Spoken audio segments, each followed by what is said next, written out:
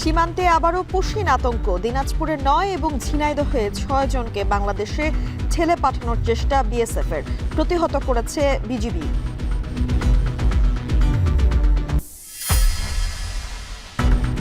বন্যার পানি নেমে গেলেও দুর্ভোগ কমেনি। বান্দরবান ও মৌলভীবাজারে ক্ষতিগ্রস্ত যোগাযোগ ব্যবস্থা। সাতক্ষীরায় পানিবন্দী শত শত পরিবার।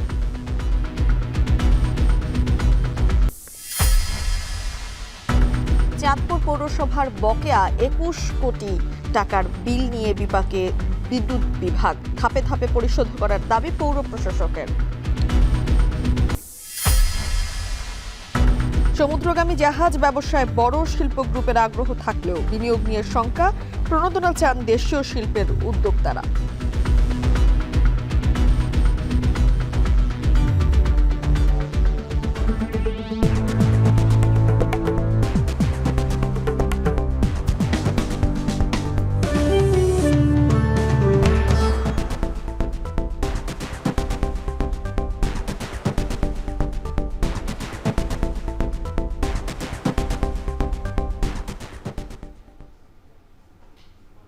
শুনছিলেন শিরোনাম। স্বাগত জানাচ্ছি এখন জনপদের সঙ্গে আছি আমি তানজিলা খান মিম।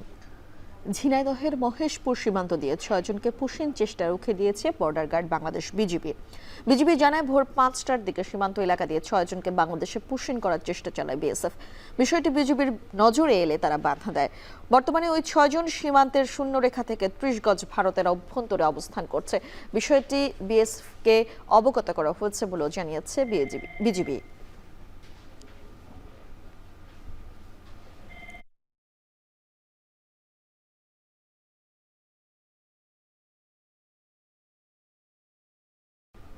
টানা বৃষ্টিতে সাতক্ষীরার বিভিন্ন এলাকায় জলাবদ্ধতা আরও বেড়েছে। পানি নিষ্কাশনের কার্যকর উদ্যোগ না থাকায় দুর্ভোগে পড়েছেন শত শত পরিবার।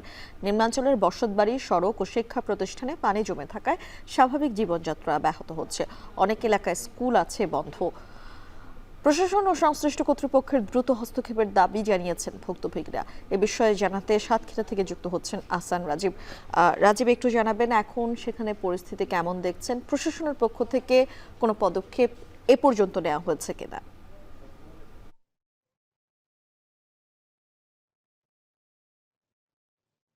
মিম, গত ৪ দিনে সাতক্ষীরায় ২৮০ মিলিমিটার বৃষ্টিপাত রেকর্ড করেছে আবহাওয়া বিভাগ। সেই হিসেবে গত ১ মাসেরও বেশি সময় ধরে এখানে দফায় দফায় কিন্তু ভারী বৃষ্টিপাত হয়েছে, যার ফলে সাতক্ষীরা শহরের যে সমস্ত নিম্ন এলাকা, একই সাথে সাতক্ষীরা আশপাশে যে সমস্ত ইউনিয়নগুলো রয়েছে সেখানকার যে সমস্ত নিম্নাঞ্চল সেগুলো কিন্তু পানিতে তলিয়ে রয়েছে। এখন এখানকার যে সমস্ত বাসিন্দারা রয়েছেন তারা কিন্তু অনেকটা মানবেতর জীবনযাপন করছেন। আমরা এখন রয়েছি সাতক্ষীরা সদরের লাপসা ইউনিয়নের মাগুরা এলাকায়। এই এলাকাটি আমরা দেখেছি এখানে প্রায় ৩ শতাধিক পরিবার তারা কিন্তু গত ১ মাস ধরে পানিবন্দী অবস্থায় রয়েছেন। এখানে যে বিলটি ছিল সেই বিলে পানি নিষ্কাশনটা হতো সেটি এখন হতে না পারার কারণে মূলত তারা পানিবন্দী অবস্থায় রয়েছেন। একই অবস্থা সাতক্ষীরা শহরের ইটাগাছা, কামালনগর, সাতক্ষীরা সুলতানপুর এলাকা, সাতক্ষীরা পৌরসভার আরও বেশ কয়েকটি ওয়ার্ডের নিম্ন অঞ্চল সেগুলো কিন্তু পানিতে তলিয়ে রয়েছে। সে সমস্ত এলাকায় যে সমস্ত পরিবার বসবাস করে তারা কিন্তু পানির মধ্যেই বসবাস করছে, পানিবন্দী অবস্থায় রয়েছে। একই অবস্থায় এই গ্রাম অঞ্চলগুলোতেও। তো এই সমস্ত পানি নিষ্কাশনের জন্য আসলে যে সমস্ত ড্রেনেজ ব্যবস্থা সেটি যেমন বন্ধ রয়েছে দীর্ঘদিন ধরে, পৌরসভার কার্যকর উদ্যোগ নেই। একই সাথে পৌরসভার বাইরে যে বিলগুলো রয়েছে এই বিলগুলোতে অপরিকল্পিত মাছের ঘের তৈরি হওয়ার কারণে এই পানিগুলো নিষ্কাশিত হতে পারছে না। যদিও এখানকার প্রশাসনের পক্ষ থেকে বলা হচ্ছে তারা অভিযানের মাধ্যমে এই সমস্ত পানি নিষ্কাশনের যে পথগুলো রয়েছে সেগুলো কিন্তু উন্মুক্ত করার উদ্যোগ নিয়েছেন, যদিও আমরা এখন পর্যন্ত বড় ধরনের কোনো উদ্যোগ দেখিনি।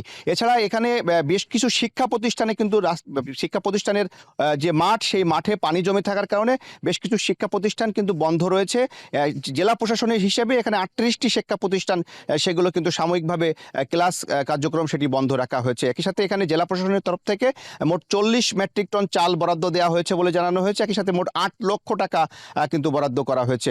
যদিও এই সামান্য বরাদ্দ দিয়ে বিপুল পরিমাণ মানুষকে সহযোগিতা করা আসলে অনেকটাই অসম্ভব। যদিও এখানে পৌরসভায় কোনো জনপ্রতিনিধি নেই এবং ইউনিয়নগুলোতে যে জনপ্রতিনিধিরা রয়েছেন তারা বলছেন তাদের যে কাজ তারা সীমিত আকারে কাজ করতে পারছেন। ফলে এই যে দুর্ভোগে থাকা মানুষগুলো তাদের যে সমস্যা সেটি আসলে দীর্ঘ থেকে দীর্ঘতর হচ্ছে। তো এই ছিল আমার কাছে সাতক্ষীরা থেকে জলাবদ্ধ পরিস্থিতির সবশেষ তথ্য। মিম, সাতক্ষীরা থেকে সরাসরি যুক্ত হয়েছিলেন সহকর্মী আহসান রাজীব। ভয়াবহ বন্যার পানি নেমে গেলেও বান্দরবানে রয়ে গেছে ধ্বংসযজ্ঞের চিহ্ন। টানা ভারী বর্ষণ ও পাহাড়ি ঢলে জেলার আঞ্চলিক ও অভ্যন্তরীণ সড়কের বিভিন্ন অংশ ভেঙে গেছে। কোথাও সৃষ্টি হয়েছে বড় বড় গর্ত, কোথাও ধসে পড়েছে পুরো সড়ক। এতে চরম দুর্ভোগে পড়েছেন দুর্গম এলাকার বাসিন্দারা। ক্ষতিগ্রস্ত সড়কগুলো সংস্কারের প্রয়োজন শত কোটি টাকার বেশি। টানা ভারী বর্ষণ আর পাহাড়ি ঢলে বান্দরবানের সড়ক যোগাযোগ ব্যবস্থা কার্যত বিপর্যস্ত। জেলার বিভিন্ন আঞ্চলিক ও অভ্যন্তরীণ সড়ক কোথাও ভেঙে গেছে, আবার কোথাও ধসে গেছে বড় অংশ। সড়কের নিচে মাটি সরে তৈরি হয়েছে ঝুঁকিপূর্ণ পরিস্থিতি। জীবনের ঝুঁকি নিয়েই চলাচল করছেন স্থানীয় বাসিন্দারা। বন্যায় সবচেয়ে ক্ষতিগ্রস্ত হয়েছে পার্বত্য চট্টগ্রাম উন্নয়ন বোর্ড, সড়ক ও জনপথ বিভাগ এবং স্থানীয় সরকার প্রকৌশল অধিদপ্তরের আওতাধীন সড়কগুলো। সংশ্লিষ্ট বিভাগগুলোর তথ্য মতে পার্বত্য চট্টগ্রাম উন্নয়ন বোর্ডের ২৫ কিলোমিটার সড়কে প্রায় ২১ কোটি টাকা, সড়ক ও জনপথ বিভাগের ৬৫ কিলোমিটার সড়কে প্রায় ৭২ কোটি টাকা এবং এলজিইডির ৯০ কিলোমিটার সড়কে প্রায় ৪০ কোটি টাকার ক্ষয়ক্ষতি হয়েছে। এছাড়াও ক্ষতিগ্রস্ত হয়েছে অসংখ্য সেতু ও কালভার্ট। বান্দরবান জাতীয় সড়ক অনেক রাস্তাঘাট অনেক ভেঙে নষ্ট হয়ে গেছে। ৮-৯ দিন পর্যন্ত যখন বৃষ্টি হচ্ছে তখন রাস্তা ভেঙে গেছে, আমাদের যাতায়াত করতে কষ্ট হয়। যে কোনো একটা মোটরসাইকেল আসলে ক্রসিং করতে আমাদের সমস্যা হয়। এখানে সামান্য একটা দুইটা টমটম সাইড দিতেও পারে না, জায়গা নাই। এদিকে বন্যায় ক্ষতিগ্রস্ত সড়কগুলোর তালিকা করা হয়েছে। প্রয়োজনীয় বরাদ্দ পেলেই দ্রুত সংস্কার শুরু হবে বলে জানিয়েছেন সংশ্লিষ্ট কর্মকর্তারা। প্রাক্কলন রেডি হলে পরে আমরা ঢাকায় বরাদ্দের জন্য পাঠাবো। বরাদ্দ পেলে তারপর আমরা মেনটেন্যান্সের কাজ শুরু করব।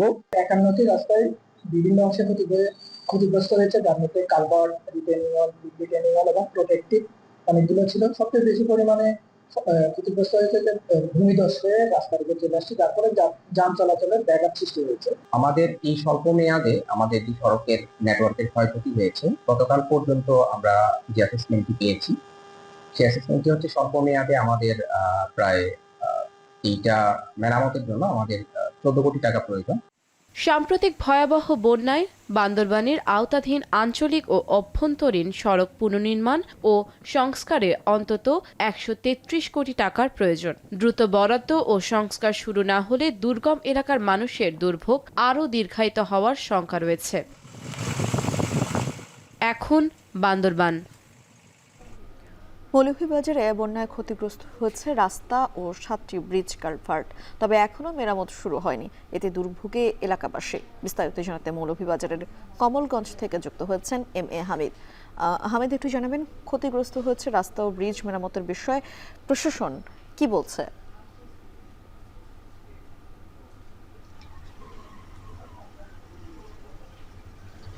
গত বন্যার কারণে শুরু হয় কমলগঞ্জের বরখাবিল নামক স্থান দিয়ে গড়াই নদীর বাঁধন দিয়ে শুরু হয় বন্যা পরিস্থিতি। শুরুর পর থেকে প্রথমে কমলগঞ্জ বন্যা প্লাবিত হয় এবং বন্যা প্লাবিত হয়ে মানুষের ঘরবাড়ি, শাকসবজি, ধান ক্ষেত, রাস্তাঘাট তলিয়ে যায় এবং তলিয়ে যাওয়ার কারণে সেখানে ক্ষতিগ্রস্ত হয়। এর পরবর্তীতে মনু নদীর 3টি স্থানে ভাঙন দেখা দেয় এবং সেই ভাঙন দিয়ে পানি দিতে সারা জেলা কয়েকটি উপজেলা বন্যা প্লাবিত হয় এবং এই প্লাবিত হওয়ার কারণে এখন পর্যন্ত মৌলভীবাজার জেলায় ১২৫ কিলোমিটার রাস্তাঘাট ক্ষতিগ্রস্ত হয়েছে এবং ৩,৬৬৭টি ঘর বাড়ির ক্ষতিগ্রস্ত হয়েছে। রাস্তাঘাট ক্ষতিগ্রস্তের পাশাপাশি 7টি কালভার্টও ক্ষতিগ্রস্ত হয়েছে এবং এগুলো মেরামত করতে আমি কথা বলেছিলাম জেলা আমি কি ওই পাশে চলে যাব? বলেছিলাম যে সেখানে দেখানোর পরে আমি ওই যে দাঁড়ায় আছে ওই জায়গায় চলে যাব এবং সেটা ক্ষতিগ্রস্ত থেকে উত্তরণের জন্য। এছাড়াও মানুষের প্রায় 500 একরের মতো আমন, আউশ, শাকসবজি, টমেটো এবং অন্যান্য ফসল নষ্ট হয়ে গিয়েছিল, যেটা এখন পর্যন্ত তারা যে কৃষকরা ক্ষতিগ্রস্ত হয়েছে তারা কোনো ক্ষতিগ্রস্ত তালিকা হয়েছে শুধু, কিন্তু এখন পর্যন্ত কোনো অনুদান তারা সরকারের পক্ষ থেকে পায়নি। এছাড়াও কিছু কিছু এনজিও বিভিন্ন এলাকায় অনুদান দিয়েছে, কিন্তু যারা ক্ষতিগ্রস্ত না তাদেরকে দিয়ে দিয়েছে। বিশেষ করে টিলা এলাকায় যে লোকজন রয়েছেন, যেখানে বন্যা দেখাই দেয়নি, সেসব এলাকায় দিয়ে দিয়েছে। এতে করে মানুষজন ক্ষুব্ধ রয়েছেন। আমি কথা বলেছিলাম নির্বাহী প্রকৌশলীর সাথে এবং কথা বলেছিলাম জেলা প্রশাসনের লোকদের সাথে কথা বলেছিলাম। ত্রাণ কর্মকর্তার সাথে উনি বলেছেন যে সবগুলো লিস্ট তারা তৈরি করেছেন এবং পর্যায়ক্রমে বিভিন্ন জায়গায় তারা টাকা বা টিম দিচ্ছেন, যেখানে যাদের ঘরবাড়ি একেবারে নষ্ট হয়ে গিয়েছে বা যাদের কিছুটা নষ্ট হয়েছে তাদেরকেও কিন্তু এই ভর্তুকি সরকারের পক্ষ থেকে দেওয়া হবে। কিন্তু লোকজন এখন পর্যন্ত কোনো ভর্তুকি পাননি। তারা অভিযোগ করছেন স্থানীয় যে ইউপি সদস্য বা ইউপি সদস্য রয়েছেন বা চেয়ারম্যান যারা রয়েছেন দায়িত্বে, তারা ঠিক মতো যারা ক্ষতিগ্রস্ত হয়েছে, কৃষকরা অনেকের 6 একর, অনেকের 5 একর, অনেকের 3 একর জায়গা ক্ষতিগ্রস্ত হয়েছে, তাদেরকে তালিকাভুক্ত করা হয়নি এবং যার কারণে তারা অনুদান পাননি। তারা বলছেন যে সরকারিভাবে যদি সঠিকভাবে লিস্ট তৈরি করা হয় তাহলে হয়তো তারা অনুদান পাবেন এবং অনুদান পেয়ে কিছুটা হলে তারা ঘুরে দাঁড়ানোর চেষ্টা করবেন। এবং এই কমলগঞ্জ এলাকায় বিশেষ করে আগাম টমেটো চাষ হয়ে থাকে এবং প্রচুর পরিমাণে যারা টমেটো চাষ করেছিলেন সেগুলো নষ্ট হয়ে গিয়েছে এবং তারা বলছেন যে এখন পর্যন্ত সরকারের পক্ষ থেকে বা কৃষি বিভাগের পক্ষ থেকে কোনো অনুদান তারা পায়নি বা ভর্তুকি পায়নি। তারা দাবি করছেন যে অচিরেই যেন সরকার এই বিষয়ে পদক্ষেপ গ্রহণ করে এবং ক্ষতিগ্রস্ত এলাকা এবং ক্ষতিগ্রস্ত কৃষকদেরকে চিহ্নিত করে যেন অনুদানগুলো দেওয়া হয় এবং যাদের ঘরবাড়ি প্রকৃতপক্ষে ক্ষতিগ্রস্ত হয়েছে তাদেরকে চিহ্নিত করে যেন তাদেরকে এই অনুদানগুলো দেওয়া হয়। তারা বলছেন যে শুধু মেম্বারলি যারা রয়েছেন, সদস্য যারা রয়েছেন, তাদের মেম্বারনি যারা রয়েছেন, সদস্য যারা রয়েছেন, তাদের কাছে না এসে যেখানে ক্ষতিগ্রস্ত হয়েছেন লোকজন সেই সমস্ত ঘরে ঘরে গেলে সেটা দেখা যাবে যে তারা সেখানে কতটুকু ক্ষতিগ্রস্ত হয়েছেন। সব মিলিয়ে বলা যায় যে বাঁধগুলো ক্ষতিগ্রস্ত হয়েছে, এখন পর্যন্ত পানি উন্নয়ন বোর্ড থেকে তেমন কোনো পদক্ষেপ গ্রহণ করা হয়নি। কুলাউড়ার সিকরি এলাকায় এবং কমলগঞ্জের মোকাবিল এলাকায় যে বাঁধগুলো রয়েছে সেগুলো বিএসএফ এর বাধার কারণে, ভারতীয় বিএসএফ এর কারণে সেগুলো বাঁধ মেরামত করা সম্ভব হয়নি। তারা বলছেন যে সরকারের পক্ষ থেকে সেগুলো উদ্যোগ নিয়ে যদি মেরামত না করা হয় তাহলে নদীতে পানি বাড়ার সাথে সাথে আবারও তারা বন্যাক্রান্ত হবেন। এই ছিল আমার কাছে মৌলভীবাজার থেকে বন্যা পরবর্তী সমস্যা নিয়ে সবশেষ। মৌলভীবাজার থেকে সরাসরি যুক্ত হয়েছিলেন সহকর্মী এম.এ. হামিদ, জানাচ্ছিলেন বন্যা পরিস্থিতি সম্পর্কে। কুমিল্লায় তীব্র হচ্ছে ডেঙ্গুর প্রকোপ, হাসপাতালগুলোতে বাড়ছে ডেঙ্গু আক্রান্ত রোগীর সংখ্যা। মহানগরীর বাইরে উপজেলাতেও ডেঙ্গু আক্রান্তের সংখ্যা বাড়ছে। বিস্তারিত জানাতে কুমিল্লা থেকে যুক্ত হচ্ছেন খালেদ সাইফুল্লাহ। খালেদ, একটু জানাবেন যে হঠাৎ করে ডেঙ্গুর প্রকোপ বাড়ার কারণ কি? যেহেতু বর্ষা মৌসুম চলছে, সেই জায়গা থেকে আসলে নাগরিকদেরও কতটা সচেতন হওয়া জরুরি এবং চিকিৎসকরা কি বলছেন? কুমিল্লায় গত চলতি মাসে 234 জন ডেঙ্গুতে আক্রান্ত হয়েছে এবং সরকারি বেসরকারি হাসপাতালের রিপোর্টে আমরা তথ্য পেয়েছি সিভিল সার্জন কার্যালয়ের সূত্র ধরে, এবং গত মাসে 192 জন ডেঙ্গুতে আক্রান্ত হয়েছেন এবং এই মুহূর্তে প্রায় 20 জন রোগী হাসপাতালে ভর্তি রয়েছেন বলে আমাদেরকে জানানো হয়েছে। আর গতকালকে দাউদকান্দিতে একটি রিপোর্টে আমরা জানলাম যে বেসরকারি হাসপাতালেই প্রায় 13 জন রোগী সেখানেই একটি উপজেলা সেখানে আক্রান্ত ডেঙ্গুতে শনাক্ত হয়েছেন। তো এই যে ডেঙ্গুর শুরুতেই, অর্থাৎ আমরা জুন জুলাই আগস্ট এই সময়টাতেই কিন্তু ডেঙ্গুর প্রকোপটা বাড়তে দেখি এবং ডেঙ্গুর সংক্রমণ, ডেঙ্গুতে যারা আক্রান্ত হচ্ছেন এই সময়টাতে কিন্তু সেপ্টেম্বর মাস পর্যন্ত ডেঙ্গু বেশ মানুষ আক্রান্ত হয়ে থাকেন। তো কুমিল্লায় মানুষের অসচেতনতার কারণে কিন্তু ডেঙ্গুর মশা বিস্তৃতি ঘটছে এবং মশার প্রজনন বাড়ছে, এটি বলা হচ্ছে এবং সিটি কর্পোরেশন থেকেও কিন্তু মানুষকে সচেতন করা হচ্ছে। সিটি কর্পোরেশন থেকে বিভিন্ন জায়গায় ঔষধ ফগার মেশিনের মাধ্যমে ধোয়া ওড়ানো হচ্ছে, কিন্তু তাও নিয়েও মানুষের আরও বেশি চাহিদা যেন আরও বেশি পরিমাণ ঔষধ ছিটানো হয় এবং বিশেষ করে বাসা বাড়ির সামনে অথবা বৃষ্টির পানি জমে থেকে টব এসির যে পানিগুলো সেগুলো থেকে কিন্তু ডেঙ্গুর সংক্রমণ বাড়ছে এবং ডেঙ্গুর মশা যেটি প্রজনন বাড়ছে এবং ডাক্তাররা বলছেন যে মানুষের সচেতনতা না হলে কিন্তু এই মশার বিস্তার রোধ করা সম্ভব নয়। কুমিল্লা 18টি উপজেলার বিস্তৃত এলাকায় কিন্তু ডেঙ্গু যদি ছড়িয়ে পড়ে তাহলে বিগত বছরের মতো কিন্তু কুমিল্লার মানুষকে ভোগাবে এবং আমরা মৃত্যুর ঘটনাও দেখেছি এর পূর্বে।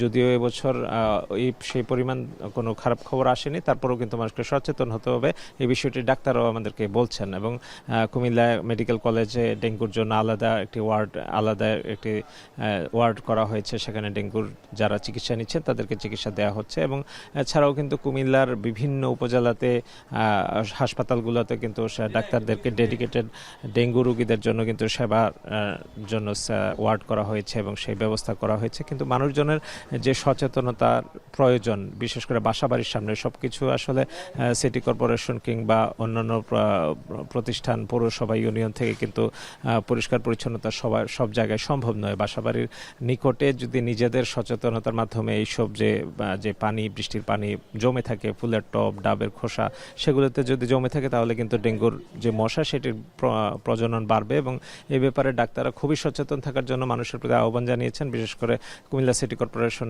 থেকেও বারবার এই বিষয়গুলো বলা হচ্ছে যে যেন নগরবাসী সচেতন হন, না হলে ডেঙ্গু কিন্তু কাউকে চিনে অথবা কাউকে কিন্তু আক্রান্ত হবেন সেরকম কোনো সুযোগ নেই। এটা যে কেউই আক্রান্ত হতে পারেন, শিশুর থেকে বৃদ্ধ সবাই কিন্তু আক্রান্ত হয়েছেন এবং হচ্ছেন।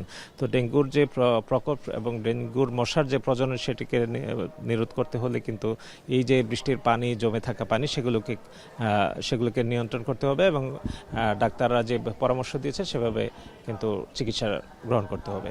মিম, কুমিল্লা থেকে সরাসরি যুক্ত হয়েছিলেন খালেদ সাইফুল্লাহ। চাঁদপুর পৌরসভা বছরের পর বছর বিদ্যুৎ ব্যবহার করে বিল পরিশোধ না করায় বাংলাদেশ বিদ্যুৎ উন্নয়ন বোর্ডের নিকট বকেয়া পড়েছে প্রায় 21 কোটি টাকা। দীর্ঘদিনের বকেয়া নিয়ে বিপাকে বিদ্যুৎ বিভাগ। পৌর কর্তৃপক্ষকে একের পর এক চিঠি দিয়েও লাভ হয়নি। তবে পৌর প্রশাসক বলছেন, চলতি বিদ্যুৎ বিলের পাশাপাশি অতীতের জনপ্রতিনিধিদের করা বকেয়া ধাপে ধাপে পরিশোধ করা হচ্ছে। তালহা জুবাইরের প্রতিবেদন। পৌরবাসীর নাগরিক সুবিধা প্রদানে সকল বিল আদায় করলেও নিজেই বিদ্যুৎ বিল বকেয়া রেখেছে চাঁদপুর পৌরসভা। 2006 সাল থেকে বকেয়া রাখতে শুরু করে বিদ্যুৎ বিল। 2025 সালে এসে যা দাঁড়ায় প্রায় 21 কোটি টাকায়, যেখানে প্রিপেইড মিটারে বিল পরিশোধ করে বিদ্যুৎ ব্যবহার করে সাধারণ গ্রাহকেরা। সেখানে সরকারি প্রতিষ্ঠানের এত বড় অঙ্কের বকেয়া নিয়ে প্রশ্ন তুলছেন নাগরিকরা। আমরা টাকা না বললে বিদ্যুৎ অফ ওনাগোটা বছর পর্যন্ত না বোঝা চলতে আছে। আমাদের যে এরকম প্রিপেড মিটার দিচ্ছে, ওদের যদি এরকম প্রিপেড মিটার দিয়ে দেয় তার সমস্যাটা সমাধান হয়। তারা বিদ্যুৎ ব্যবহার করছে কিন্তু তারা বিদ্যুতের বিল পরিশোধ করছে না, এটা অবশ্যই একটা বাজে ব্যাপার। একটি স্বায়ত্তশাসিত প্রতিষ্ঠান হিসেবে এটা বকেয়া থাকা কখনোই সমীচীন না। কারণ নাগরিক হিসাবে পৌর ট্যাক্স, হোল্ডিং ট্যাক্স থেকে যাবতীয় পাওনা কিন্তু নাগরিকরা কিন্তু পরিশোধ করছে যথাসময়ে। যদি সেটা পরিশোধ হয় তাহলে পৌরসভার বিদ্যুৎ বিল বকেয়া থাকবে কেন? বিভিন্ন সময়ে জনপ্রতিনিধিরা দায়িত্বে থাকাকালীন এই বকেয়া জমে। 2025 সালে পৌরসভায় প্রশাসক নিয়োগের পর থেকে চলতি বিলের পাশাপাশি প্রতি মাসে বকেয়া প্রায় 10 লাখ টাকা করে পরিশোধ করা হচ্ছে বলে জানান পৌর প্রশাসক। বর্তমানে আরও 17 কোটি টাকা বকেয়া রয়েছে। তবে পৌরসভার যে আয় তাতে বিল বকেয়া থাকার কথা ছিল না বলেও জানান তিনি। চলতি কোনো বিল বকেয়া নেই। এছাড়াও আমরা 21 কোটি থেকে বর্তমানে কিন্তু আমাদের বকেয়া সারচার্জ ছাড়া প্রায় 17 কোটি টাকা। তার মানে আমরা 22 কোটি টাকা থেকে বর্তমানে 17 কোটি টাকা থেকে এসেছি। আমরা কিন্তু চলতি বিলও দিয়ে যাচ্ছি এবং প্রতি মাসে মাসে যে বকেয়া বিদ্যুৎ বিলটা আছে সেটা আমরা পরিশোধ করে যাচ্ছি। তার রাজস্ব যদি আমাদের ওইভাবে আদায় হয় তাহলে হয়তো এটা আমরা চেষ্টা করব যত দ্রুত সম্ভব এটা বকেয়াটা পরিশোধ করা। বিদ্যুৎ বিভাগ বলছে তাদের আওতায় চাঁদপুরে গ্রাহক আছে প্রায় 75,000। এদের মধ্যে প্রায় 90% গ্রাহক প্রিপেইড মিটার ব্যবহার করে। চাঁদপুর পৌরসভার টাকা ছাড়া কোথাও বকেয়া নেই। বকেয়া আদায়ে পৌর কর্তৃপক্ষের সঙ্গে যোগাযোগ অব্যাহত রয়েছে বলে জানান নির্বাহী প্রকৌশলী। পৌরসভার এই বকেয়াটা হচ্ছে 4টা পানির পাম্পের বকেয়া। যেহেতু পানি একটা গুরুত্বপূর্ণ বিষয়, পানির লাইন যদি আমরা সংযোগ বিচ্ছিন্ন করি তাহলে পৌরবাসী একটা পানির দুর্ভোগ পোহাতে হবে। সেই বিবেচনা করে আমরা ওনাদেরকে চিঠি দিই এবং ব্যক্তিগতভাবে যোগাযোগ করে টাকাটা আদায় করার চেষ্টা করছি। সাধারণ গ্রাহকের মতো সরকারি প্রতিষ্ঠানেও সময় মতো বিদ্যুৎ বিল পরিশোধ করা আর্থিক শৃঙ্খলার অংশ। পৌরসভার দীর্ঘদিনের বকেয়া কত দ্রুত পরিশোধ হবে এবং ভবিষ্যতে যাতে নতুন করে বকেয়া না হয় সেটাই প্রত্যাশা নগরবাসীর। তালহা জুবাইর, এখন চাঁদপুর। নব থিয়েটারে বক্তব্য রাখছেন এই মুহূর্তে প্রধানমন্ত্রী তারেক রহমান। আমরা সরাসরি যুক্ত হচ্ছে সেখানে। বেশ কিছু প্রতিষ্ঠান ইতিমধ্যে আন্তর্জাতিক বাজারেও প্রবেশ করেছেন। সেমিকন্ডাক্টর খাতকে সরকার একটি জাতীয় অগ্রাধিকার ভিত্তিক খাত হিসাবে আমরা বিবেচনা করছি বর্তমান সরকার। তবে এই খাতের উন্নয়নে খুব সম্ভবত একক কোনো মন্ত্রণালয় বা প্রতিষ্ঠানের কাজ নয়। এটা একটা সম্মিলিত জাতীয় মিশন। এই মিশনের দায়িত্ব শুধু সরকারের নয়, একই সাথে আমি মনে করি বিশ্ববিদ্যালয়, গবেষণা প্রতিষ্ঠান, শিল্প খাত, উদ্যোক্তা এবং প্রবাসী বিশেষজ্ঞ সবার আমাদের এই দায়িত্ব। এবং সেই লক্ষ্য পূরণের জন্য বর্তমান সরকার বিশেষ করে সেমিকন্ডাক্টর শিল্পকে এগিয়ে নিতে চলতি বাজেটে, যা আপনারা রেহানের বক্তব্য থেকে এরই মধ্যে শুনেছেন, চলতি বাজেটে এই শিল্পের সঙ্গে জড়িতদের চাহিদা অনুযায়ী এই সেক্টরে যারা ইনভলভ আছেন তারা আমাদের সাথে কথা বলেছিলেন এবং তাদের প্রতি সম্মান রেখে এবং এই সেক্টরটাকে এগিয়ে নিয়ে যাবার জন্য আমরা চেষ্টা করেছি এই সেক্টরকে কিভাবে সামনে এগিয়ে নিয়ে যায় তার জন্য আমরা কতগুলো পদক্ষেপ গ্রহণ করেছি। বিশেষ করে এই বাজেটে সেমিকন্ডাক্টর শিল্প তৈরির সকল কাঁচামালের উপরে সব ধরনের ট্যাক্স বা শুল্ক প্রত্যাহার করা হয়েছে। সেমিকন্ডাক্টর ডিজাইন সার্ভিসে রফতানি আয়ের উপরে নগদ ইনসেন্টিভ বা প্রণোদনা চালুর উদ্যোগও নেওয়া হয়েছে। একই সঙ্গে নতুন উদ্যোক্তা উদ্ভাবন বাস্তবায়নের জন্য সরকার প্রথমবারের মতন বছরে 500 কোটি টাকার স্টার্ট আপ অনুদানও রেখেছে।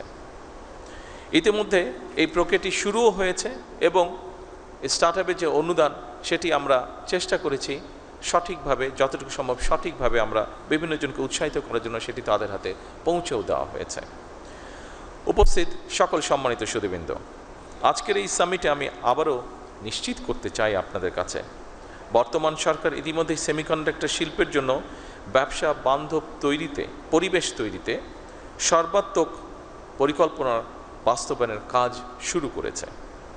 বিনিয়োগ বান্ধব নীতি, কর সুবিধা, বন্ডের সুবিধা প্রদান এবং বিশেষায়িত অবকাঠামো নিশ্চিত করতে সরকার প্রতিনিয়ত চেষ্টা করছে কাজ করার জন্য। বিদ্যমান যে সকল হাইটেক পার্ক আছে এগুলোকে আধুনিকরণের পাশাপাশি একটি বায়োটেক পার্ক নির্মাণেরও পরিকল্পনা আমরা করছি। যারা বাংলাদেশে সেমিকন্ডাক্টর ইন্ডাস্ট্রির সঙ্গে যুক্ত আছেন, আপনারা সম্প্রতি মালয়েশিয়া, দক্ষিণ কোরিয়া এবং আমেরিকায় রোড শো আয়োজন করেছেন। বাংলাদেশের সেমিকন্ডাক্টর সম্ভাবনাকে আন্তর্জাতিক পর্যায়ে আপনারা তুলে ধরেছেন। নিঃসন্দেহে এটি একটি প্রশংসাযোগ্য বিষয়। উপস্থিতি সুধীবৃন্দ, আমাদের সামনে নিঃসন্দেহে বহুমাত্রিক চ্যালেঞ্জ আছে। দক্ষতার হয়তোবা ঘাটতিও আছে ক্ষেত্র বিশেষে, ল্যাবের সীমাবদ্ধতা আছেই, বিনিয়োগেরও হয়তো সীমাবদ্ধতা আছে, আন্তর্জাতিক বাজারে কঠিন প্রতিযোগিতাও রয়েছে। তবে সকল সীমাবদ্ধতাকে অতিক্রম করে এগিয়ে যাওয়ার অদম্য ইচ্ছাই কিন্তু আমাদের রয়েছে। আমি আজকের এই অনুষ্ঠানে এতটুকু আপনাদেরকে বলতে চাই, আমার সরকারের অবস্থান থেকে আপনাদের সেই অদম্য ইচ্ছাকে কাঙ্ক্ষিত লক্ষ্যে পৌঁছে দেবার জন্য সাধ্য এবং সামর্থ্যের সবটুকু দিয়ে ইনশাল্লাহ বর্তমান সরকার আপনাদের পাশে রয়েছে এবং থাকবে। সীমাবদ্ধতা, প্রতিকূলতা এবং নানা প্রতিবন্ধকতা পেরিয়েই বাংলাদেশ বর্তমানে কৃষি, পোশাক শিল্প, প্রবাসী আয় এবং ডিজিটাল সেবায় সফলতা দেখিয়েছে। আমাদের মেধাবী, তারুণ্য, দক্ষ এবং উদ্যমী জনশক্তির উদ্ভাবনী শক্তির উপরে ভর করে পোশাক শিল্পের পরে, যেটি আমি দৃঢ়ভাবে বিশ্বাস করি, পোশাক শিল্পের পরে সেমিকন্ডাক্টর শিল্পই হতে পারে বাংলাদেশের জন্য আরেকটি সম্ভাবনায় অর্থনৈতিক গন্তব্য। এই লক্ষ্য বাস্তবায়নে আমি সংশ্লিষ্ট মন্ত্রণালয়, সরকারি সংস্থা, বিশ্ববিদ্যালয়, শিল্প খাত, প্রবাসী পেশাজীবী এবং উন্নয়ন সহযোগীদের সমন্বিতভাবে কাজ করার জন্য বিনীত আহ্বান জানাই। উপস্থিতিবৃন্দ, এই 2 দিনের সামিট থেকে নতুন নতুন অংশীদারিত্ব, গবেষণা উদ্যোগ, বিনিয়োগের সুযোগ এবং উদ্ভাবনী চিন্তার জন্ম হবে ইনশাল্লাহ, যা বাংলাদেশের প্রযুক্তি খাতকে আরও এক ধাপ এগিয়ে নিয়ে যাবে। সবশেষে আমি এই সামিটের শুভ উদ্বোধন ঘোষণা করছি। আল্লাহ হাফেজ।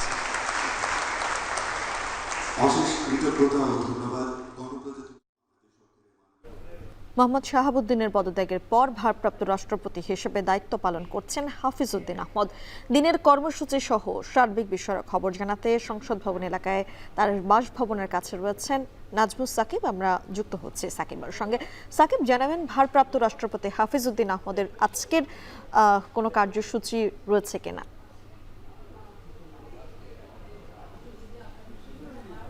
আজকের কার্যসূচি বলতে, যেহেতু তিনি ঠিক গতকালকে বিকেল নাগাদ দায়িত্বভার গ্রহণ করেছেন, অর্থাৎ আজকে তার প্রথম দিন, এবং আজকের প্রথম দিনে খুব উল্লেখযোগ্য কার্যসূচি নেই। যদিও আমরা দেখতে পাচ্ছি যে যেহেতু সংসদের বিভিন্ন কর্মচারীদের সংগঠন রয়েছে, তাদের কেউ কেউ আসলে তাকে সংবর্ধনা জানানোর কথা রয়েছে, সেটাও এক প্রকার অনানুষ্ঠানিক। তবে খুব বড় ধরনের আসলে তার কার্যসূচিতে আলোচনা করার মতো সেই ধরনের কিছু আসলে এখনো পর্যন্ত নেই। একটু জানিয়ে রাখতে চাই যে যেহেতু তিনি একটা গত কয়েক মাস ধরে স্পিকার হিসেবে দায়িত্ব পালন করেছেন, এবং তাকে অর্থাৎ হাফিজউদ্দিন আহমদকে রাষ্ট্রপতির দায়িত্বটা দেয়া হয়েছে, ফলে তিনি আগামী 90 দিনের মধ্যেই তিনি কিন্তু আসলে রাষ্ট্রপতি হিসেবে ভারপ্রাপ্ত রাষ্ট্রপতি হিসেবে থাকছেন। এবং এই 90 দিনের মধ্যে আসলে যেহেতু বাধ্যবাধকতা রয়েছে সংবিধানের 123 ধারা 23 অনুচ্ছেদ অনুযায়ী যে নতুন রাষ্ট্রপতি আসতে হবে, এবং নতুন রাষ্ট্রপতি আসার মাধ্যমে কিন্তু যেই আগামী 5 বছর তিনি কর্মসম্পাদন করবেন, সেটা আসলে আমরা দেখতে পাবো। নতুন যারা রাষ্ট্রপতির আলোচনার মধ্যে রয়েছেন, তার মধ্যে বেশ কয়েকজনের আসলে নামই শোনা যাচ্ছে। ও যেহেতু বিএনপির আসলে সংখ্যাগরিষ্ঠতা বেশি এই ত্রয়োদশ জাতীয় সংসদে, ফলে তাদের মধ্য থেকে আসলে কেউ আসেন, যার মধ্যে স্থায়ী কমিটির সদস্য নজরুল ইসলাম খান, মোশাররফ হোসেন কিংবা মঈন খান থেকে শুরু করে মির্জা ফখরুল ইসলাম আলমগীরের নামও কিন্তু শোনা যাচ্ছে। এর বাইরেও আসলে যিনি মন্ত্রিপরিষদ সচিব রয়েছেন নাসিমুল গনি, তার নামটা শোনা যাচ্ছে। এর বাইরে একজন বিচারক রয়েছেন, অর্থাৎ সব মিলিয়ে অন্তত 7 থেকে 10 জনের নাম কিন্তু শোনা যাচ্ছে, যাদের মধ্য থেকে হয়তো আগামীতে রাষ্ট্রপতি পাওয়া যেতে পারে। ফলে এই যে গতকাল তিনি রাষ্ট্রপতির যে দায়িত্বটা পেয়েছেন, আগামী অক্টোবরের মধ্যে নতুন কাউকে আসলে বাংলাদেশ 23তম রাষ্ট্রপতি হিসেবে পাচ্ছে, সেটাই আসলে আশা করা যাচ্ছে। এই ছিল জাতীয় সংসদ ভবন থেকে সবশেষ। সংসদ ভবন এলাকা থেকে সরাসরি যুক্ত হয়েছিলেন সহকর্মী নাজমুস সাকিব। এখনো বঙ্গভবনে থাকলেও কালকেই গুলশানের নিজ বাসভবনে ওঠার কথা রয়েছে দেশের সদ্য সাবেক রাষ্ট্রপতি মোহাম্মদ শাহাবুদ্দিনের। তার বাসভবনের সামনে থেকে এ বিষয়ে আরও জানাবেন আত্তুজ রহমান দিব্য। সরাসরি যুক্ত হচ্ছে দিব্যর সঙ্গে। দিব্য, জানাবেন গুলশানের বাসভবনে উঠবেন সাবেক রাষ্ট্রপতি মোহাম্মদ শাহাবুদ্দিন, তার প্রস্তুতি কি দেখছেন?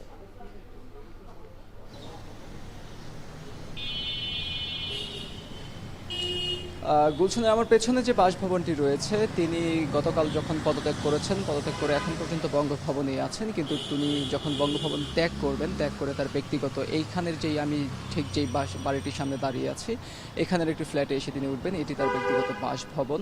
এই বাসভবনটি তার যেই বসবাস উপযোগ্য করে তোলার জন্য সাফ সাফাইয়ের কাজ চলছে বলে আমরা বাড়ির নিরাপত্তা কর্মী যারা রয়েছে তাদের সাথে কথা বলে জেনেছি। আমরা আরও জেনেছি যে গতকাল বিকেল নাগাদ 3টে থেকে 4টার মধ্যে তার ছেলে এসেছিলেন এই বাড়িতে। সেটি হচ্ছে তিনি নির্দেশ দিয়ে গেছেন যে যেহেতু সদ্য সাবেক রাষ্ট্রপতি শাহাবুদ্দিন এই বাড়িতে উঠবেন, সেক্ষেত্রে তার জন্য সেটি বসবাস উপযোগ্য করে তোলার জন্য। এবং এর আগেও আমরা যদি জানিয়ে রাখি যে নিরাপত্তা বাহিনীর একটি দল এসেছিল এই বাড়িতে সাবেক রাষ্ট্রপতির নিরাপত্তা বিষয়টি দেখার জন্য, কতটা আসলে নিরাপদ ওনার এখানে বসবাস করে সেই বিষয়টি তারা নিরাপত্তার যেই একটি মানদণ্ড রয়েছে সেই মানদণ্ড অনুযায়ী আসলে সাবেক রাষ্ট্রপতির জন্য এখানে থাকাটা কতটা নিরাপদ সেটাই আসলে তারা বুঝতে এসেছিলেন।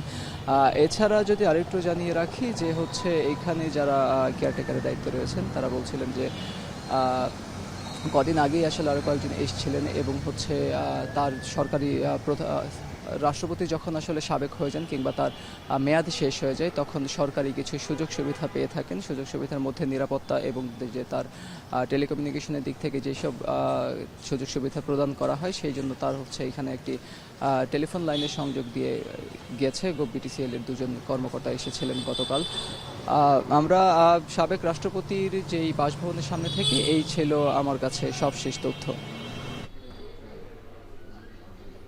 বঙ্গভবন থেকে সরাসরি যুক্ত হয়েছিলেন সহকর্মী আত্তুজ রহমান দিব্য। গ্যাস সংকট এবং লাইনে চাপ না থাকায় বিপাকে দেশের অন্যতম শিল্পাঞ্চল গাজীপুরের কারখানাগুলো। কোথাও 1 সপ্তাহ আবার কোথাও 2 সপ্তাহ ধরে গ্যাস না থাকায় উৎপাদন বন্ধ রয়েছে। এদিকে সরবরাহ সংকটে ময়মনসিংহ বন্ধ রয়েছে সিএনজি সরবরাহ। গ্যাস নিতে ফিলিং স্টেশনগুলোতে বাড়ছে গাড়ি চাপ, কোনটি বন্ধ হয়ে খালি হয়ে পড়ে আছে। কবে নাগাদ সরবরাহ স্বাভাবিক হবে তাও বলতে পারছে না তিতাস কর্তৃপক্ষ। বিস্তারিত জানাতে যুক্ত হচ্ছেন ময়মনসিংহ থেকে ইমতিয়াজ আহমেদ। ইমতিয়াজ, সেখানকার পরিস্থিতি সম্পর্কে সবশেষ তথ্য আমাদেরকে জানাবেন।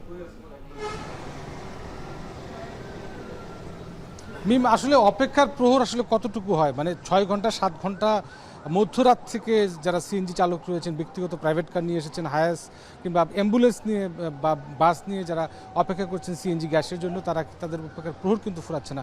কখন গ্যাস পাবেন সেটি কিন্তু এখনভাবে নিশ্চিত করে বলা যাচ্ছে না এবং তীব্র একটি গ্যাসের সংকট দেখা দিয়েছে। গত 3 দিন যাবত এই সংকটটি আরও চরম আকার ধারণ করেছে এবং আমরা দেখতে পেরেছি এখানে সবশেষ যে তথ্যটি আমরা দেখতে পেরেছি যে সকাল ভোর থেকে সকাল 10টা পর্যন্ত এই যে ফিলিং স্টেশনটি রয়েছে বা পাশের আরেকটি ফিলিং স্টেশন, অর্থাৎ 2টি সিএনজি ফিলিং স্টেশনে সকাল 10টা পর্যন্ত অল্প পরিমাণে 50 টাকা বা 80 টাকা পর্যন্ত, 90 টাকা, 120 টাকা পর্যন্ত সর্বোচ্চ গ্যাস পেয়েছিল। পরবর্তী 10টার পর থেকে আবার বন্ধ হয়ে যায়। এই মুহূর্তে যতগুলো সিএনজি স্টেশন রয়েছে, ফিলিং স্টেশন রয়েছে, সবগুলোই এই মুহূর্তে বন্ধ রয়েছে। কখন নাগাদ সেগুলো চালু হবে বলা যাচ্ছে না এবং সবচেয়ে বিপাকে রয়েছে যারা সিএনজি অটোরিকশা যারা চালক, তারা বলছেন যে তাদের প্রত্যেকটি গাড়িতে 4 লাখ 5 লাখ টাকা করে আসলে এগুলো ঋণ করে, বিভিন্ন সমিতি থেকে ঋণ করে তারা এই কিস্তি চালান, এই গাড়িগুলো টাকা পরিশোধ করেন। তাদের একেবারে রোজগারগুলো একেবারে বন্ধ হয়ে গেছে। পাশাপাশি ব্যক্তিগত যে পরিবহনগুলো রয়েছে, সরকারি পরিবহন আমরা দেখতে পেরেছি, সেগুলো স্থবির হয়ে পড়ে রয়েছে এবং একটা বিপর্যস্ত অবস্থা তৈরি হয়ে গেছে। বিশেষ করে যাত্রী পারাপারেও একটা দুর্ভোগ হচ্ছে। যারা এলপিজি বা পেট্রোল দিয়ে সিএনজিগুলো বা গাড়িগুলো চালাচ্ছেন তাদের কিন্তু ভাড়া বেশি গুনতে হচ্ছে এবং এটি নিয়ে প্রায় সময় বাকবিতণ্ড তৈরি হচ্ছে এবং এই যে গ্যাসের যে সংকটটি, এই গ্যাসের সংকটটি আসলে কবে নাগাদ সমাধান হবে বা সরবরাহ স্বাভাবিক হবে সেটি কিন্তু স্টেশনে যারা রয়েছেন তারাও বলতে পারছেন এবং তিতাস গ্যাসের কর্তৃপক্ষের সঙ্গে কথা বলেছি তারাও বলতে পারছেন। তবে দ্রুত সময়ের মধ্যে এই সমস্যার সমাধান চান আসলে চালকরা বা এই গাড়ির সঙ্গে, পরিবহনের সঙ্গে যুক্ত রয়েছেন। সব মিলিয়ে এই ছিল আমার কাছে সবশেষ। আমাদের সঙ্গে ময়মনসিংহ থেকে যুক্ত হচ্ছিলেন সহকর্মী ইমতিয়াজ আহমেদ এবং একই বিষয় জানতে এখন গাজীপুর থেকে ইফতেখার রায়হান যুক্ত হয়েছেন। ইফতেখার, একটু জানাবেন আজকের গ্যাস সরবরাহ কেমন এবং ফিলিং স্টেশনগুলোতে এখনো পর্যন্ত সিএনজির চাপ রয়েছে কিনা?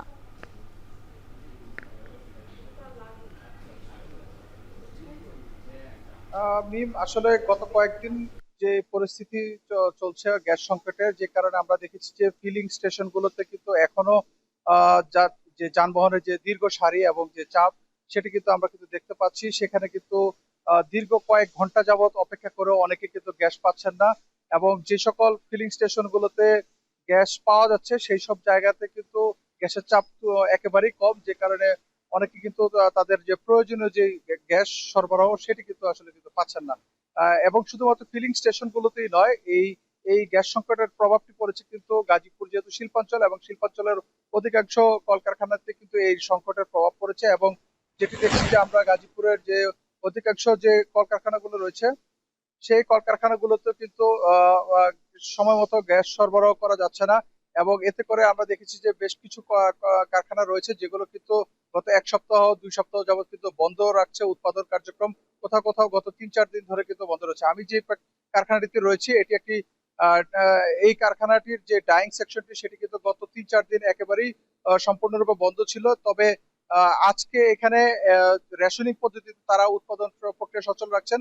তাদের সাথে আমরা কথা বলেছি, তারা যেটি বলছেন যে স্বাভাবিকভাবে তাদের গ্যাসের চাপ প্রয়োজন হয় 5 থেকে 6 PSI, যেটি হলে তাদের উৎপাদন প্রক্রিয়া সচল রাখা যায়। তবে এই কারখানাটিতে যে গ্যাসের যে চাপ সেটি আজকে আমরা দেখতে পেয়েছি মাত্র 1 PSI এবং যেটি কিন্তু তাদের জন্য কিন্তু অপ্রতুল এবং তারা বলছেন যে সঠিক সময় তারা শিপমেন্ট করতে পারছেন না, অর্ডার কিন্তু কমপ্লিট করতে পারছেন না এবং তারা লোকসানের মধ্যে যাচ্ছেন, যে কারণে বা শ্রমিকদের বেতন দিতে কিন্তু তাদের সমস্যা তৈরি হবে এবং দ্রুত তারা এই সংকটের সমাধান চান। সবকিছু মিলিয়ে বলা যায় যে গ্যাস সংকটের প্রভাব ফিলিং স্টেশনগুলোর পাশাপাশি শিল্প কলকারখানাগুলোতে কিন্তু সমানভাবে পড়েছে। তো এই ছিল আমার কাছে গাজীপুর থেকে গ্যাস সংকটের সবশেষ তথ্য। গাজীপুর থেকে সরাসরি যুক্ত হচ্ছিলেন ইফতেখার রায়হান।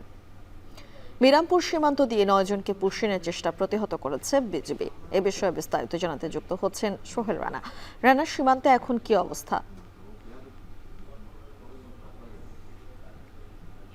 তানজিলা মিম, যে বিষয়টি আমরা এখন সীমান্তে দেখছি সেটি হচ্ছে যে সীমান্তে বেশ উত্তেজনাপূর্ণ অবস্থায় রয়েছে, কারণ সীমান্তের যে ঠিক শূন্য রেখাটি রয়েছে, শূন্য রেখা থেকে 10 গজ ভারত অভ্যন্তরে 9 জন নারীকে পুশিনের জন্য কিন্তু বিএসএফ নিয়ে এসেছে এবং তাদেরকে পুশিনের চেষ্টার সময় কিন্তু বাংলাদেশের যারা বাংলাদেশি নাগরিক যারা রয়েছে এবং বাংলাদেশের যে বিজিবি রয়েছে, জয়পুরহাট বিচ বিজিবি ব্যাটালিয়নের আওতায়, তারা কিন্তু এটি প্রতিহতের চেষ্টা করছে এবং আমরা দেখছি যে এখন যে চিত্রটি এখানে আমরা লক্ষ্য করছি যে দুই পক্ষেই কিন্তু উত্তেজনা ভাব বিরাজ করছে। আমরা যেটি এখানে এসে জানতে পেরেছি সেটি হচ্ছে যে এই 9 জন নারীকে পুশিনের জন্য যেটি আনা হয়েছে, তারা বিশেষ করে ভারতের যে রাজস্থান ছিল সেই রাজস্থানে কিন্তু তারা বিভিন্ন কাজ করছিলেন এবং কাজ করছিলেন সেই কাজটা করবার কারণে তারা কাজ করছিলেন, সেখান থেকে কিন্তু তারা অবৈধ ঘোষিত হবার পরে ভারতীয় যারা বিভিন্ন সংস্থা রয়েছেন তারা কিন্তু তাদেরকে পুশিনের জন্য এই সীমান্তে আনে এবং সেটি কিন্তু আমরা দেখছি যে সীমান্তে তাদেরকে ভোর রাতে আনা হয়েছিল। ভোর রাতে আনার পর তাদেরকে ঠিক বাংলাদেশে পুশিনের যে চেষ্টা করা হয় তখন কিন্তু এখানকার যারা নাগরিক রয়েছেন তারা সেটি টের পায় এবং টের পাওয়ার পর এখানকার যে ভাইগড় বিজিবির যে ক্যাম্প রয়েছে সেই ক্যাম্পের যারা সদস্য রয়েছেন তাদেরকে খবর দেয় এবং সদস্যকে খবর দিলে এখানে বিজিবি সদস্যরা এসে সেটি প্রতিহত করে। এখন পর্যন্ত যে চিত্রটি আমরা দেখছি, আপনি দেখতে পাচ্ছেন ঠিক এই যে বাঁধঝাড়টি রয়েছে, বাঁধঝাড়ের ঠিক 50 গজ কিন্তু পিছনেই কিন্তু এই ঘটনাটি ঘটেছে এবং এখন পর্যন্ত সেই 9 জন নারী কিন্তু সীমান্তের শূন্য রেখায় অবস্থান করছে এবং বিজিবি বিএসএফ এর পক্ষে কিন্তু উত্তেজনা বিরাজ করছে। মিম, হিলি থেকে সরাসরি যুক্ত হচ্ছিলেন সহকর্মী সোহেল রানা। সৈয়দপুরে কয়েকদিনের টানা বৃষ্টিতে তলিয়ে গেছে ফসলের মাঠ, ফলে সরবরাহ কমেছে সবজির বাজারে। বেশিরভাগ সবজির দর বেড়েছে কেজি প্রতি 20 থেকে 40 টাকা পর্যন্ত। আরও জানতে সৈয়দপুর থেকে যুক্ত রয়েছেন মোকাররম হোসেন। মোকাররম, বাজার পরিস্থিতি কবে স্বাভাবিক হতে পারে এবং বিক্রেতারা কি বলছেন? মিম, বিক্রেতারা বলছেন যে বাজার পরিস্থিতি স্বাভাবিক হতে সময় লাগবে, কারণ যেহেতু দক্ষিণাঞ্চলে বন্যা হয়েছে, উত্তরাঞ্চলে যে সবজিগুলো উৎপাদন হয় সেগুলোর বেশিরভাগই এখন দক্ষিণে সরবরাহ হচ্ছে, যার কারণে এখানকার সরবরাহ কমে গিয়েছে। সরবরাহ কমে যাওয়ার ফলে যেটি হয়েছে, প্রতিটি সবজিতেই 20 থেকে 40 টাকা পর্যন্ত বেড়েছে। ক্ষেত্র বিশেষে যেই সবজি 2 দিন আগেও বিক্রি হয়েছে 50 টাকায়, সেটি আজকে বিক্রি হচ্ছে 100 টাকার উপরে। এখনকার বাজার পরিস্থিতির যে দামের যে ঊর্ধ্ব গতি, সেটি সহসাই কমবে বলে বিক্রেতারা আসলে এমন কথা বলছেন না, তারা বলছেন যে এটি কমতে খানিকটা সময় লাগবে। এটা বাজার পরিস্থিতি যদি জানিয়ে রাখি, আজকে কাঁচামরিচ বিক্রি হচ্ছে 200 থেকে 240 টাকায়, পেঁয়াজ বিক্রি হচ্ছে 45 থেকে 50 টাকায়, রসুন বিক্রি হচ্ছে 80 থেকে 100 টাকায়, আদা বিক্রি হচ্ছে 160 থেকে 200 টাকায়, পেঁপে বিক্রি হচ্ছে 25 থেকে 30 টাকায়, করলা যেটি গত সপ্তাহে ছিল 40 টাকা সেটি এবার বিক্রি হচ্ছে 70 থেকে 80 টাকায়, ঢেঁড়স গত সপ্তাহে ছিল 30 টাকা এবার বিক্রি হচ্ছে 50 থেকে 60 টাকায়, চিচিঙ্গা গত সপ্তাহে ছিল 30 টাকা এবারে 50 টাকা। এছাড়া বরবটি বিক্রি হচ্ছিল গত সপ্তাহে 30 থেকে 40 টাকা, যেটি আজকের বাজার দর 60 টাকা। লাউ 25 টাকা বিক্রি হয়েছে 2 দিন আগেও, সেটি আজকে বিক্রি হচ্ছে 50 থেকে 60 টাকায়। চাল কুমড়া 20 থেকে 25 টাকায় পাওয়া যেত, সেটি আজকে গুনতে হচ্ছে 40 থেকে 50 টাকা পর্যন্ত। এছাড়া শশার দাম বেড়েছে খুব সবচেয়ে বেশি, এটি 25 টাকা কেজি ছিল 25 থেকে 30 টাকা, যেটি আজ বিক্রি হচ্ছে 100 টাকায়। এছাড়া 30 টাকার বেগুন উঠেছে 70 টাকায় এবং মাছ মাংসের বাজার যে পরিস্থিতি সেটি স্থিতিশীল রয়েছে। গরুর মাংস বিক্রি হচ্ছে 700 টাকায়, ব্রয়লার বিক্রি হচ্ছে 170 টাকায়, দেশি মুরগি বিক্রি হচ্ছে 500 থেকে 550 টাকা এবং সোনালী মুরগি বিক্রি হচ্ছে 280 টাকায়। বাজার পরিস্থিতি যেটি ঘটেছে, টানা বৃষ্টি উজানের ঢলে যে সবজির মাঠ রয়েছে সেটি ডুবে গিয়েছে, যার ফলে এখানকার যে পরিস্থিতি সেটি খানিকটা সরবরাহ ঘাটতি হয়েছে এবং যতটুকু উৎপাদন হয়েছে সেটি রপ্তানি হচ্ছে দক্ষিণাঞ্চলে। এই ছিল মিম সৈয়দপুর থেকে বাজার পরিস্থিতির সবশেষ খবর। সৈয়দপুর থেকে সরাসরি যুক্ত হচ্ছেন সহকর্মী মোকাররম হোসেন। চট্টগ্রামের সরকারি দপ্তর, শিক্ষা প্রতিষ্ঠান, হাসপাতাল সহ সব প্রতিষ্ঠানে পরিষ্কার পরিচ্ছন্নতা কার্যক্রম উদ্বুদ্ধ করতে বিশেষ উদ্যোগ নিয়েছে প্রশাসন। প্রতি শনিবার এই কার্যক্রম সফল করতে বিশেষ প্রচারণার অংশ হিসেবে চট্টগ্রাম জেলা প্রশাসনের উদ্যোগে শোভাযাত্রা, নিজ নিজ দপ্তর, ছাদ ও আঙিনা পরিষ্কার পরিচ্ছন্নতার উদ্যোগ নেওয়া হয়েছে। সেখানে রয়েছেন সহকর্মী শোয়েব রহমান, আমরা যুক্ত হচ্ছি তার সঙ্গে। শোয়েব, একটু জানাবেন, আমরা তো বলছিলাম জেলা প্রশাসন থেকে নিজের উদ্যোগে অনেকগুলো কর্মসূচি রাখা হয়েছে, কিন্তু মানুষকে, সাধারণ নাগরিকদেরকে সচেতন করার লক্ষ্যে জেলা প্রশাসন কিংবা চট্টগ্রাম সিটি কর্পোরেশন কি ধরনের উদ্যোগ নিয়েছে?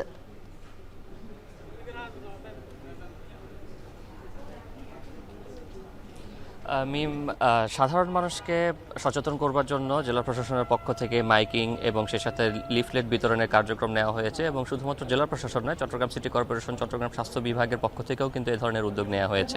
অর্থাৎ সরকারের নির্দেশনা পাওয়ার পর থেকে প্রতিটি দপ্তরই কিন্তু সতর্ক হয়েছে এই ব্যাপারে এবং তারা কিন্তু সেই সরকারের নির্দেশনা অনুযায়ী কার্যক্রম পরিচালনা করে যাচ্ছে এবং প্রতি সপ্তাহে শনিবারে তাদের নিজ নিজ দপ্তর পরিষ্কার পরিচ্ছন্নতার কার্যক্রমের উদ্যোগ নেওয়া হচ্ছে এবং একই সাথে সচেতনতার অংশ হিসেবে বিশেষ করে শিক্ষা প্রতিষ্ঠানগুলোতে শিক্ষার্থীদের মাঝে প্রচারণার একটি উদ্যোগ নেওয়া হয়েছে, যাতে করে তারা বলছেন যে এতে করে যেটি হবে যে যারা শিক্ষার্থী রয়েছেন তারা নিজ নিজ ব্যাপারে বাড়ির ব্যাপারে যেমন সচেতন হবেন, তেমনি তারা বাড়ির যারা অভিভাবক রয়েছেন তাদেরকেও কিন্তু তারা এই বিষয়গুলো অবহিত করতে পারবেন এবং তারা সেই অনুযায়ী কিন্তু তারা ধারণা করছেন যে প্রতিটি বাসাবাড়িতে তাদের যে মেসেজ বা বার্তা সেটি তারা পৌঁছে দিতে পারবেন।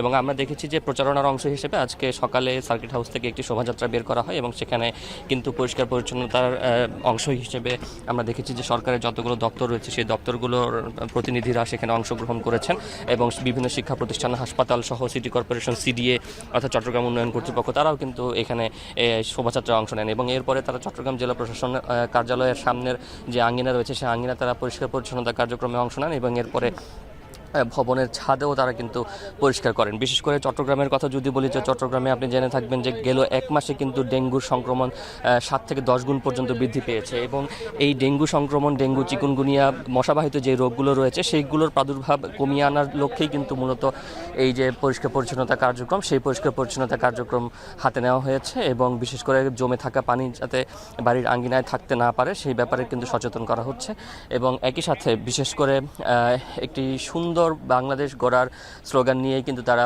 এই কর্মসূচিতে অংশ নিচ্ছেন এবং তারা বলছেন যে প্রত্যেকের মধ্যে সচেতনতা তৈরি করতে পারলে নিজের আঙিনা যেমন পরিষ্কার হবে, নিজের দপ্তর যেমন পরিষ্কার হবে এবং একসাথে এক সময় পুরো বাংলাদেশ পরিষ্কার পরিচ্ছন্ন হয়ে উঠবে। মিম, চট্টগ্রাম থেকে যুক্ত হয়েছিলেন শোয়েব রহমান।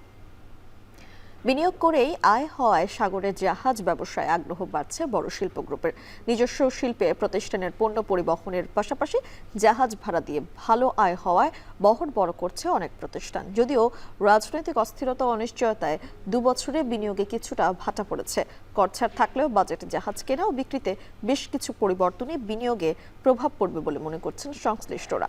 জাহাজ বাড়াতে স্বল্প সুদের ঋণ ও প্রণোদনা চান তারা। হাজেরা শিউলির প্রতিবেদন। যে কোনো শিল্পে বিনিয়োগ করলে পুঁজি তুলে আনা বা রিটার্ন পেতে সময় লাগে, তবে জাহাজ পরিচালনার ব্যবসা এদিক থেকে ভিন্ন। বর্তমানে এ খাতের পরিধি শুধু বাড়ছে না, মধ্যপ্রাচ্যের যুদ্ধের পর সমুদ্র পথে পণ্য পরিবহনের চ্যালেঞ্জের সাথে বেড়েছে আয়ও। যদিও রাজনৈতিক অস্থিরতা ও অনিশ্চয়তার কারণে গেল 2 বছরে এ খাতে বিনিয়োগ কমেছে। 2024-এর জুনে দেশীয় পতাকাবাহী জাহাজ শতকের মাইলফলক অতিক্রমের পর 2 বছরে যুক্ত হয়েছে মাত্র 11টি জাহাজ। বিশ্বের বন্দরে বন্দরে লাল সবুজের পতাকা উড়াচ্ছে বর্তমানে 108টি জাহাজ। নিবন্ধনের অপেক্ষায় আছে আরো কয়েকটি। গোটা বিশ্বজুড়ে যে একটা জিওপলিটিক্যাল একটা আনসার্টেনিটি বা ভোলেটিলিটি যেটাই বলেন না কেন, সেটার কারণে একটা ট্রেড এবং এই যে শিপিংয়ে একটা ডেফিনেটলি একটা আনসার্টেনিটি তৈরি হয়েছে। সেই কারণে আসলে সবাই ইনভেস্টমেন্টের ক্ষেত্রে হয়তো একটু ওয়েট অ্যান্ড সি এই পলিসিতে যাওয়ার কারণে হয়তো খুব বেশি এরকম আশানুরূপ হচ্ছে না। একসময় বাংলাদেশ শিপিং কর্পোরেশন সর্বোচ্চ 34টি সমুদ্রগামী জাহাজের মালিক থাকলেও বর্তমানে বেসরকারি খাতই এ ব্যবসায় নেতৃত্ব দিচ্ছে। 2019 সালে সরকার জাহাজ কেনায় শুল্ক করে ব্যাপক ছাড় দেওয়ার পর বাড়তে থাকে দেশীয় পতাকাবাহী জাহাজ। গত 7 বছরে বিএসসি সহ বিভিন্ন শিল্প গ্রুপ জাহাজ কিনেছে প্রায় 90টি। 2020 ও 2022 সালে জাহাজ কেনা হয়েছে রেকর্ড 15টি করে। সর্বশেষ গত 6 মাসে দেশীয় পতাকায় জাহাজ যুক্ত হয়েছে 7টি। 27টি জাহাজ নিয়ে সমুদ্রগামী জাহাজের মালিকানায় বর্তমানে যৌথভাবে শীর্ষে আছে KSRM গ্রুপের মালিকানাধীন এসআর শিপিং ও মেঘনা গ্রুপ। 11টি জাহাজ নিয়ে দ্বিতীয় অবস্থানে আছে আকিজ গ্রুপ। 8টি জাহাজ নিয়ে HR শিপিং তৃতীয় ও 7টি জাহাজ নিয়ে যৌথভাবে চতুর্থ অবস্থানে আছে বিএসসি ও ভ্যানগার্ড। যদিও সার্ভেয়ারের উচ্চ সুপারভিশন ফি ও বাংলাদেশি নাবিকদের ভিসা প্রাপ্তিতে জটিলতা দেশীয় পতাকায় জাহাজ ক্রয় ও পরিচালনায় অন্যতম বাধা বলে মনে করেন সংশ্লিষ্টরা। আমরা যেটা চ্যালেঞ্জিং এখন করতেছি, বিভিন্ন দেশে আমাদের ভিসা সমস্যার কারণে আমাদের এখন অনেক জায়গায় ট্রেড করতে আমাদের সমস্যা হচ্ছে। তো যার ফলে আমরা সরকারের কাছে, যদি আইনগতভাবে এটা লেখা ছিল কিন্তু এটা কোনো ক্লিয়ার কোনো ইন্ডিকেশন ছিল না যে কত পার্সেন্ট কীভাবে নেওয়া হবে। আমরা মাঝে মধ্যে কোনো ক্রাইসিসে পরে নিতে গেলেও এটা আমাদের সরকারের কাছে অনেক টাইম কনজিউমিং। শতক ছড়ালেও অভ্যন্তরীণ চাহিদা পূরণে দেশীয় জাহাজ এখনও পর্যাপ্ত নয়। ফলে প্রতি বছর জাহাজ ভাড়া বাবদ 10 থেকে 12 বিলিয়ন ডলার চলে যাচ্ছে দেশের বাইরে। দেশি পতাকায় জাহাজ ক্রয়ে উৎসাহী করতে স্বল্প সুদে ঋণ ও প্রণোদনা দেওয়ার আহ্বান সংশ্লিষ্টদের। আপনি যদি ন্যাশনাল ফ্ল্যাগ ক্যারি করেন, আপনি যদি হায়ার অ্যামাউন্ট অফ গ্রসটন ক্যারি করেন, সেই গ্রসটন অনুযায়ী একটা প্রণোদনা দিতে হবে।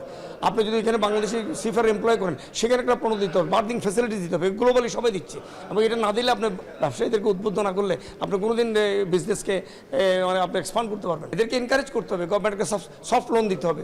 একটা লোন ধরেন আপনি 15 বা 20 বছরের জন্য আপনি দিলেন, 3% ইন্টারেস্টে দেন, ব্যবসায়ীরা সবাই এটা অ্যাভেল করবে। সমুদ্রগামী জাহাজ ব্যবসায় মোট বিনিয়োগ প্রায় 17,000 কোটি টাকা। যদিও আইন কানুনের শিথিলতা ও কর দিতে না হওয়ায় পানামা ও বারমুডা সহ অন্যান্য দেশের পতাকায় আছে বাংলাদেশি ব্যবসায়ীদের অন্তত 30 থেকে 35টি জাহাজ।